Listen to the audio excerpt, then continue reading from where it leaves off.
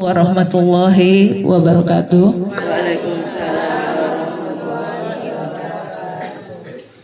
Puji syukur kita panjatkan kehadiran Allah Subhanahu wa taala karena pada malam hari ini walaupun dalam keadaan hujan kita masih bisa berkumpul seperti biasanya di pengajian kita malam Jumat.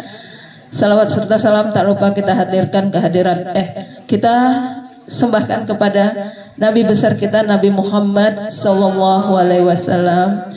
Ibu-ibu, untuk mempersingkat waktu, mari kita buka pengajian kita seperti biasanya dengan lafaz basmalah. Bismillahirrahmanirrahim.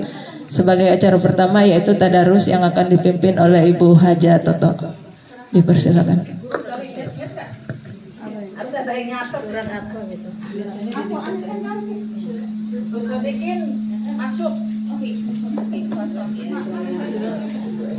Surat apa ya? Aso. Sekarang saya nggak ngaji, Bu. Surat berapa? Yang pertama.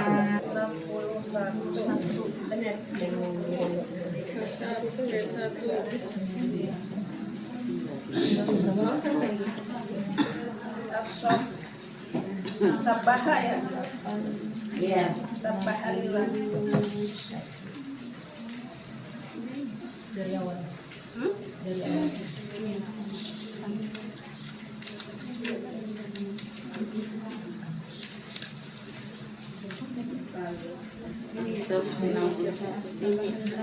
Sabahalillah, sabahalillah.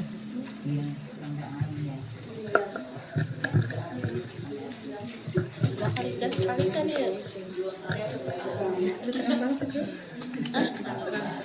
Salam banyak sekalikan banyak. Sampai 44 berarti 14. Iya. Sekalikan baiknya. Ya sampai 14. Iya, satu surat satu tuh sedikit. Ya, assalamualaikum warahmatullahi wabarakatuh. Waalaikumsalam warahmatullahi wabarakatuh. Ya. Marilah kita tadarus ibu-ibu surat As-Saff ayat 1. Udah semua?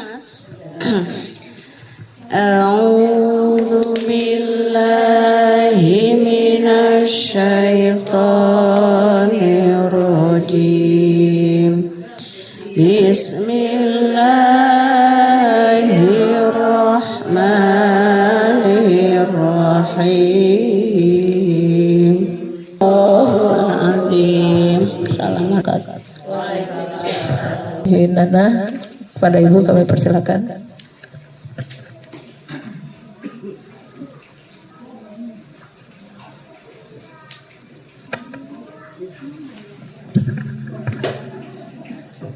Bismillahirrahmanirrahim. Assalamualaikum warahmatullahi wabarakatuh.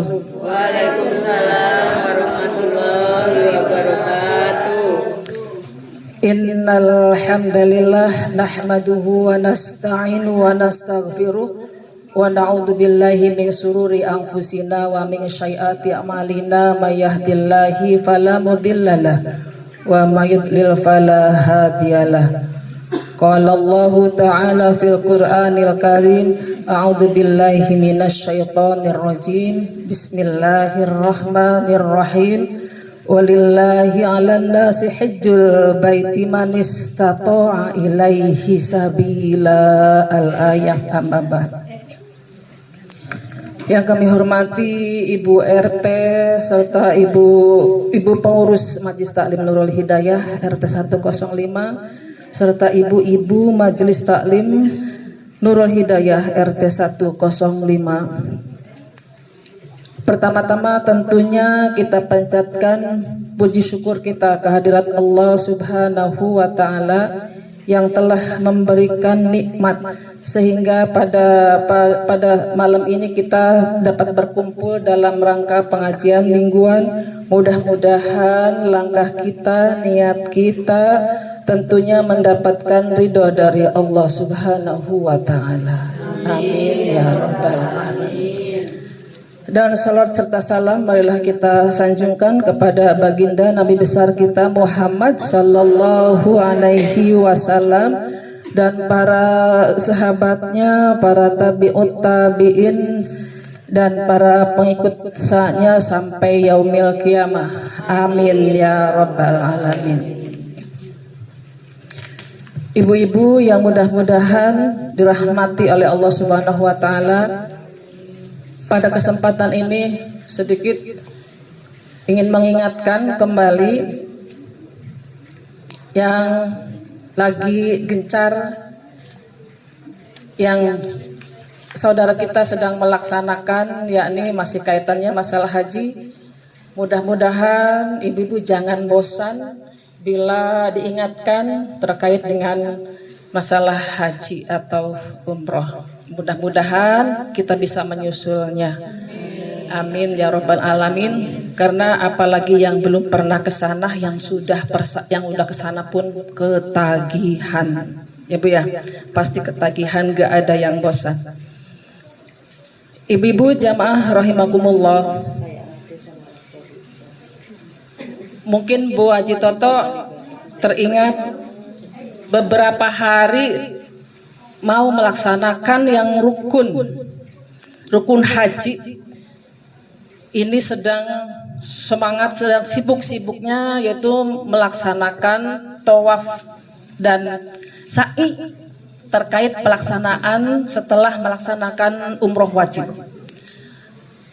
Kalau nggak salah, kalau KBIH Al-Inayah itu umroh sunnahnya aja itu 7 atau 8 kali, Bu. Nah, berarti ngejar target tuh. Bagaimana supaya bisa melaksanakan umroh 7 kali umroh sunnahnya? Yang wajib ya beda, itu yang pertama. Baru kita beberapa hari di kota Mekah kita langsung melaksanakan wajib umrohnya. Nah, sebelum pelaksanaan tawaf atau haji dan umroh itu kita melaksanakan mikot dulu, ya. Mikot dulu. Mikot itu berhenti sejenak, kita melaksanakan sholat sunnah sebelum kita di kota Mekah, sebelum kita melaksanakan tawaf dan sa'i.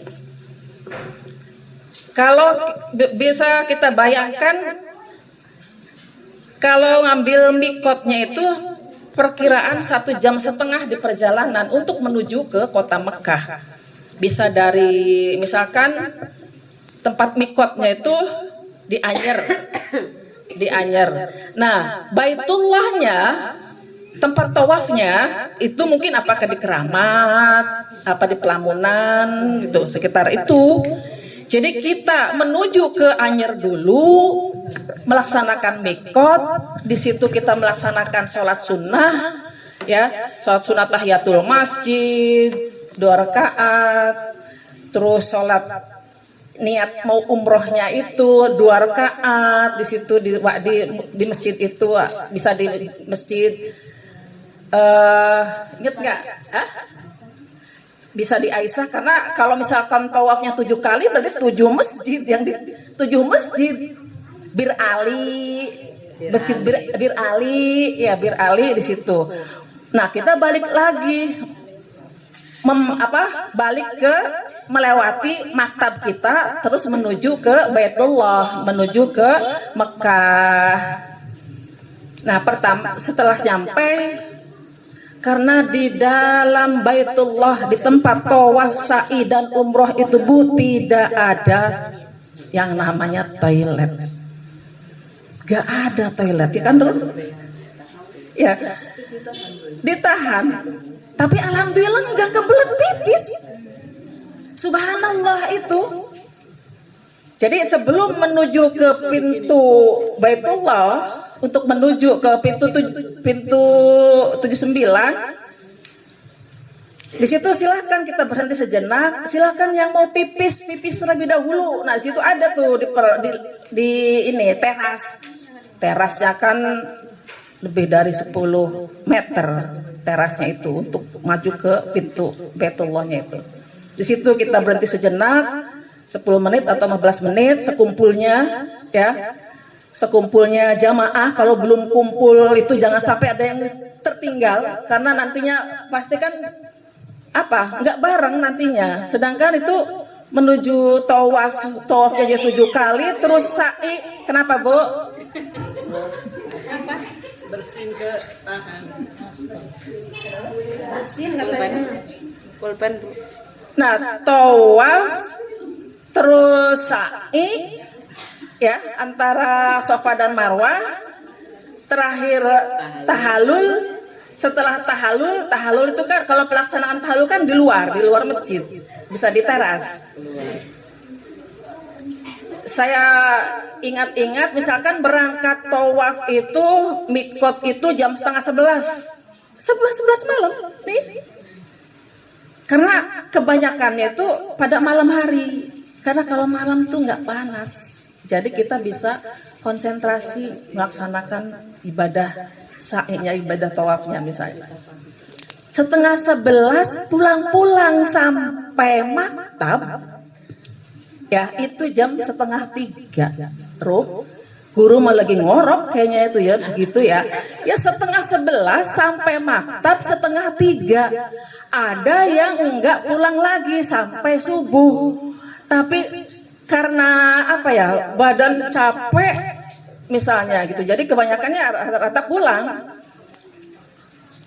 pulang.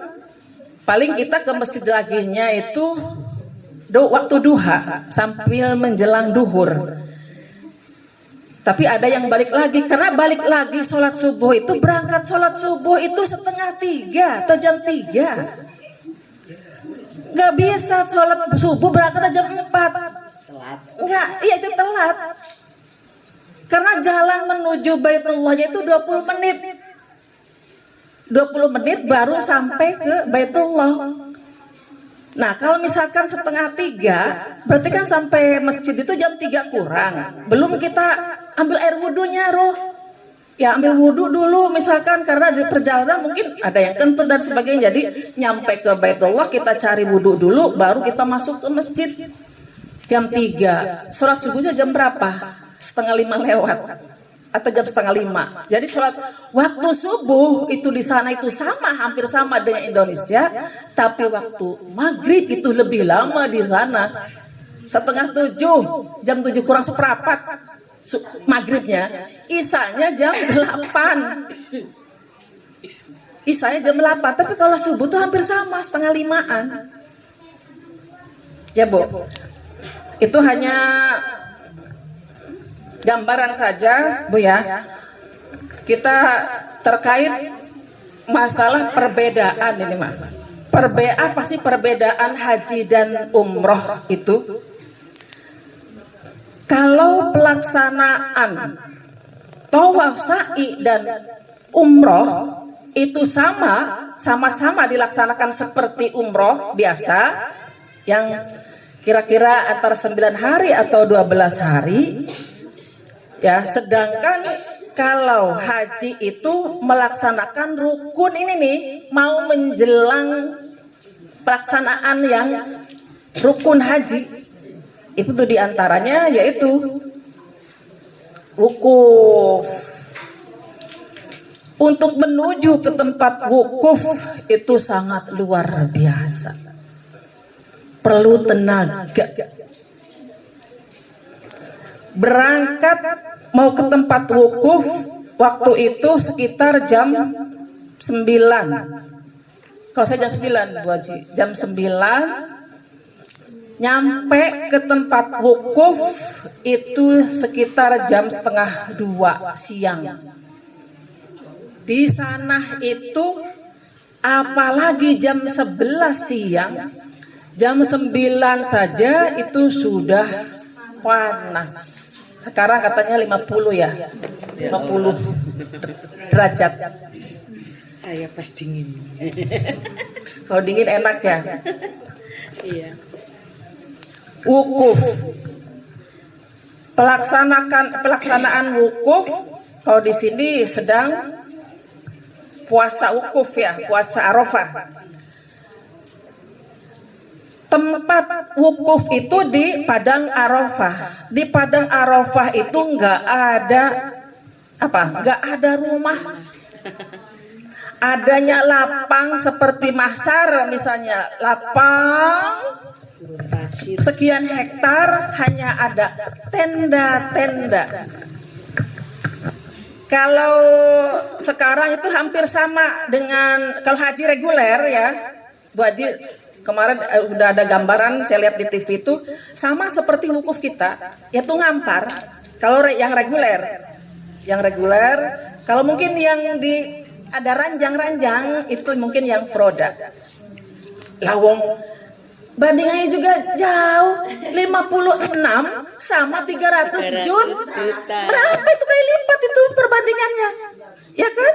Sangat luar biasa. Ngumpulakannya bertahun-tahun mau bakal kumpul-kumpul. Bagi kita maksudnya ya, kalau bagi pengusaha ya mungkin beda ya. Ya jadi wajarlah. Yang penting di sana itu niatnya itu dikasih sehat itu saja. Kalau enggak sehat, saya enggak bisa ibadah. Tujuan saya ke sini itu hanya ibadah. Sangat luar biasa, Bu. Melaksanakan sholat duha aja itu jarang yang 6 rakaat, Bu Sodikin. Ya karena kita makan tidur di sana itu ibadah, makan tidur, ibadah, makan tidur. Kayak ratu sama raja ya, Bu. Iya, jadi kalau nggak melaksanakan sholat duha minimal 8 atau 12 rakaat itu kayaknya rugi. Kenapa? Pahalanya berlipat ganda. Jadi nggak ada capek itu, nggak ada lelah itu kayaknya hilang. Saya bawa obat-obatan buat dengkul siap sekian tapi nggak keminum. Padahal jalan di kamar tok. Jalan itu kan tadi itu 20 menit, 25 menit itu kan sangat jauh sekali tapi nggak ada rasa capek. Apalagi pulang sholat duha, Bu Haji Toto ya, sholat duha jam 6:30 kita mampir ke warungnya Abdul Aziz. Ada warung kan, ada kopi break, Bu. Kita jalan dapat separuh, dapat 10 menit misalnya, ada kopi break. Kita istirahat dulu, minum kopi dulu, Nela minum kopi. Walaupun ngantri tapi enak gitu tuh. Ngantri seperti kita ngantri Raskin, ngantri banyak tapi kita enak melakukannya itu. Kita nunggu hanya secangkir kopi dengan 2 butir bukan kurma roti 2 bungkus roti. Tapi kan sekali-kali kurma, iya. Tapi enggak lelah gitu tuh. Kita ngopi dulu, nyantai dulu, dari udah beres, sudah rada ini kita baru melanjutkan ke maktab. Nah, wukuf apa sih tujuan wukuf? Ya, wukuf di Arafah. Wukuf itu yakni introspeksi, muhasabah, beristighfar, merenung. Kita ingat kepada apa yang kita lakukan 40 tahun ke belakang. Pernahkah kita misalkan melawan orang tua? Pernahkah kita melawan suami misalkan? Atau mungkin kita marah-marah ke anak padahal anak masih kecil misalnya. Jadi muhasabah, merenung di tempat wukuf, sehingga setelah wukuf itu beres wukuf selesai misalnya dari pagi sampai dohor misalnya pelaksanaan wukufnya. Setelah sholat dohor berjamaah bareng selesai, kita berdoa bareng. Kita hadis yang kaitannya dengan masalah haji ya Bu ya. Nanti kalau untuk Jumarot nanti kalau ada waktu lain kesempatan nanti kita lanjutkan. Saya ingin bacakan salah satu hadis. Pada minggu yang lalu pertanyaan Bu Sodikin sudah terjawab sama Pak Ustadz Hayani. Dengan cara apapun untuk menuju Baitullah menurut Islam itu dibolehkan. Misalkan dengan cara arisan lah. Hanya saja mungkin kenyamanan kita. Ya kan? Kalau kita punya utang kayaknya kan kepikiran. Tapi kalau kira-kira mampu untuk ngangsur 1 bulan 2 juta misalnya ya Bu ya, misalkan arisannya 1 bulan 2 juta, ya silakan atas izin suami istri, silakan, itu dibolehkan.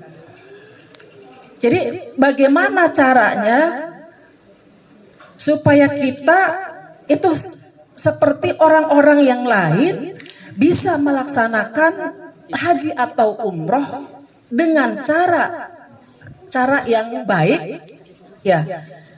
Makanya langkah awal udah saya kasih masukan, misalnya beberapa tahun yang lalu atau 2 tahun yang lalu ya, coba dalam satu tahun itu jangan jelong-jelong gitu, jangan jalan-jalan, kita nabung. Kalau 3 bulan nggak jalan-jalan ke mall, kira-kira itu terkumpul berapa? Seharusnya jalan-jalan. Kalau jalan-jalan tuh kan Bu ya, kayaknya lebih dari 100. Untuk makan untuk 4 orang misalnya dengan dari Abi Hurairah radhiyallahu anhu qala Rasulullah sallallahu alaihi wasallam,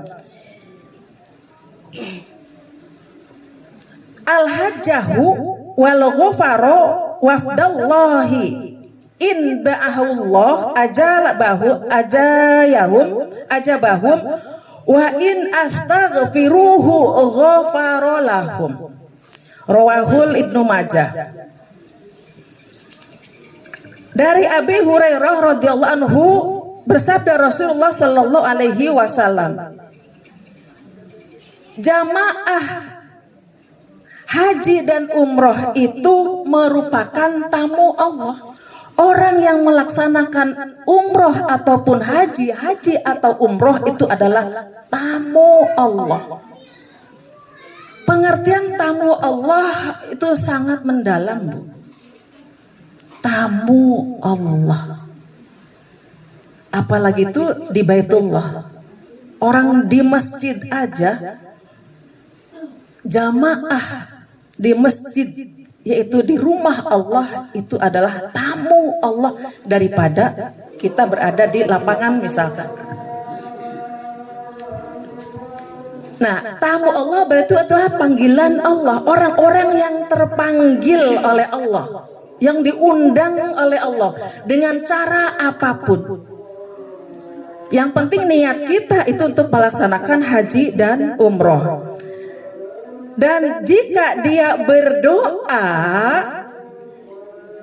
inda Allah ajabahum, maka akan kami ijabah doanya, diijabah, termakbul, dikabulkan doanya bagi orang-orang yang berdoa di sana.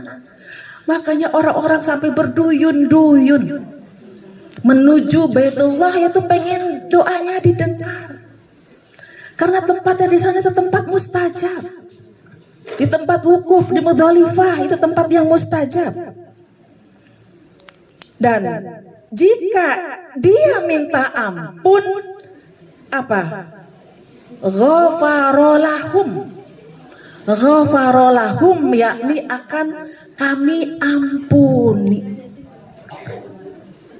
Itu bonusnya, orang yang berada di Mekah itu akan diampuni dosa-dosanya bagi orang yang datang ke Mekah atau yang melaksanakan haji dan umroh. Dan ini diriwayatkan oleh Ibnu Majah, sanadnya dari Abi Hurairah, tidak bisa kita ragukan lagi, hadis ini adalah hadis sahih. Mudah-mudahan kita semua bisa ke sana. Apakah kita melaksanakan haji atau umroh? Mudah-mudahan niat kita tentunya niatnya yang benar-benar khusyuk, niatnya tekadnya bulat, ya tekadnya bulat insya Allah, yaitu jadi makan dagingnya misalnya jangan tiap hari, kita sisihkan untuk ke Baitullah. Jadi dengan niat-niat itu Allah kan tahu kalau niat kita itu betul-betul menginginkan berada di kota Mekah dan Madinah. kita menginginkan, pengen tahu Baitullah, pengen tahu Ka'bah yang kayak gimana. Jangan seperti melihatnya itu di TV atau katanya. Ibu-ibu jamaah rahimakumullah, mungkin itu saja yang bisa kami sampaikan. Kurang lebihnya tentu mohon maaf. Mudah-mudahan kita semua tentunya menjadi tamu Allah, sehingga doa-doa kita bisa terkabulkan oleh Allah, karena di sana adalah tempat-tempat mustajab. Kurang lebihnya kami mohon maaf. Wa'afu minkum. Wassalamualaikum warahmatullahi wabarakatuh.